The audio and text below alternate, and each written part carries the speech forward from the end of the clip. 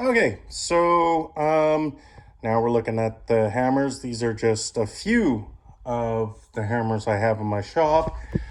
We'll just go to the board here. There's, if you can see, there's a bunch there. A few more up here. There's some in the house.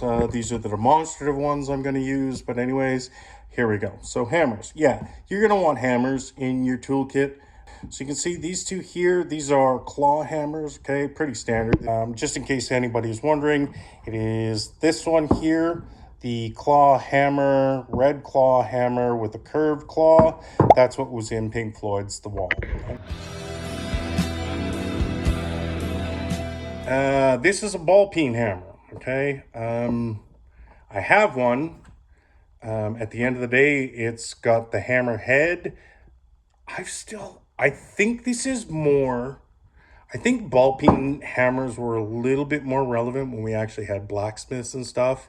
Somebody please tell me. I don't know. I've got one. Don't use it. If you're just new to doing around the home stuff, other than the fact it's got a cool name, you're probably not going to need one of those, but okay.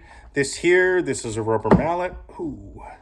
They bounce, not like balls, but these are really good when you've got to do some persuasion on things that are a little more fragile.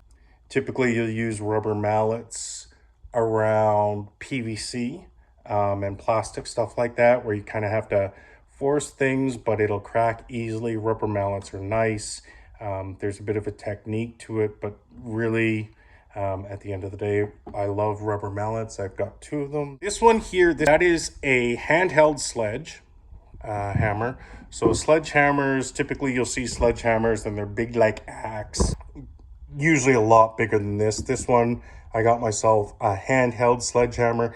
And the reason I got this, and I will say it makes sense, so around the garden when you're trying to pound in posts and stuff like that, or little small fences, bringing out a big, massive, huge 2-arm sledge is a pain in the ass. But this is, while it's not my favorite persuader, I can tell you that this one is very diplomatic and gets shit done.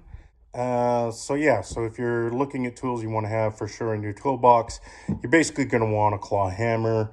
You're probably going to ask, which one do I want, or do I need both, straight or curved?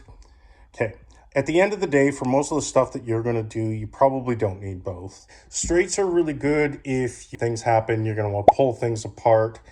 It just provides a lot of leverage and good angles and stuff like that. A curved hammer, actually, this one's really more for pulling nails than it is for actual destruction.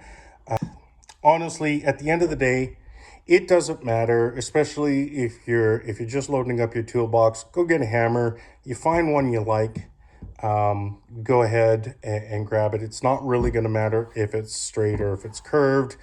You'll figure out a way to use it. It's just a fucking hammer. It's not rocket science. For me, my preference is my straight. The other thing you're probably going to want to worry about, when you do go get a hammer, you're going to notice there's going to be different weights. We'll talk about weights in another episode.